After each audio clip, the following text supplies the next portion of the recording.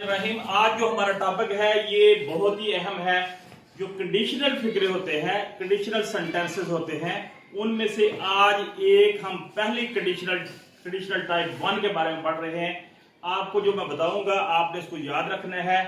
जब भी ऑब्जेक्टिव में ये सेंटेंस आता है तो वहां पूछा जाता है कि ये कंडीशनल टाइप 1 है, 2 है, ये 3 है, तो इसके लिए इसकी डेफिनेशन को समझना जरूरी है और इसके साथ एग्जाम्पल को फॉलो करना जरूरी है। और एग्जाम्पल को फॉलो करना है जब आपने ये देखना है कि कौन से टेंसेस इस्तेमाल हुए हैं, जो कंडीशन है उसको फुलफिल करने के लिए क्या करना चाहिए और क्या नहीं करना चाहिए, ये कौन से टेंस में पूछा गया है। तो हम कंडीशनल टाइप 1 के बारे में आज पढ़ रहे हैं। इसको हम ओपन कंडीशन भी बाज़ बात कह सकते हैं। तो इसकी डेफिनेशन ये है कि conditionals of this type tell us that something will happen. इस तरह के फिक्रे हमें ये बताते हैं कि कुछ ना कुछ होगा, लेकिन कब होगा। If a certain condition is fulfilled, अगर एक कंडीशन फिल हो गई तो तब कुछ होगा, वरना नहीं होगा। ठीक है, तो जब भी जैसे ये है कि इफ दे अराइव लेट, अगर वो देर से पहुंचेंगे। हालांकि ये जो है ना, ये पहली फॉर्म है और प्रेजेंट इंडेफिनिट टेंस में जब भी सब्जेक्ट के बाद पहली फॉर्म आती है तो प्रेजेंट इंडेफिनिट टेंस होता है।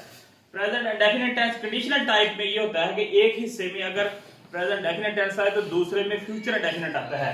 तो ये पहली कंडीशन ये है कि इफ, या जो इफ वाला सेंटेंस होता है वो हमेशा कंडीशनल ही होता है। इफ दे अराइव लेट, अगर वो देर से पहुंचेंगे, जब इसकी ट्रांसलेशन करनी तो ऐसे करेंगे, तो फिर क्या होगा, कंडीशन कैसे फुलफिल होगी कि they will miss the bus, उनकी बस रह जाएगी। तो ये जो सेंटेंसेस होते हैं इसमें कंडीशन इस तरह होती है कि अगर आप कुछ ऐसा करेंगे तो फिर वो हो सकता है। तो ये कंडीशन जरूरी नहीं है फुलफिल हो जाए। जैसे कि अगर वो लेट पहुंचेंगे तो उनकी बस रह जाएगी। तो एक हिस्से में जो है कंडीशनल टाइप 1 को ध्यान में रखने के लिए जरूरी है कि आपको बताना चाहिए कि एक जो इफ वाला मतलब सेंटेंस शुरू हो रहा है टाइप 1, इसमें यह है कि एक हिस्से में प्रेजेंट इंडेफिनिट टेंस होता है, दूसरे में देखिए सब्जेक्ट के बाद हेल्पिंग वर्ब आ गया विल और शैल के बाद जब भी फर्स्ट फॉर्म आती है तो वो फ्यूचर इंडेफिनिट टेंस होता है। मतलब है मुख्तसर सी बात ये है कि कंडीशनल टाइप 1 के एक हिस्से में प्रेजेंट इंडेफिनिट टेंस होता है, दूसरे में जो होता है वो फ्यूचर इंडेफिनिट टेंस होता है। लेकिन जब ट्रांसलेशन उर्दू में करते हैं तो आपने ये ज़हन में रखना है कि ट्रांसलेशन करेंगे तो वो फ्यूचर में ही होगी। अगर वो मेहनत करेगा तो कामयाब हो जाएगा। If he works hard he will succeed.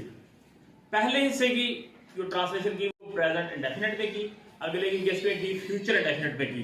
तो कंडीशनल टाइप 1 को ज़हन में रखने के लिए जरूरी है कि आपको पता होना चाहिए कि एक तो इफ से स्टार्ट होता है, दूसरा एक हिस्से में प्रेजेंट इंडेफिनिट होता है, मतलब सब्जेक्ट के बाद फर्स्ट फॉर्म होती है, और दूसरे में फ्यूचर इंडेफिनिट होता है, विल शैल के बाद फर्स्ट फॉर्म होती है।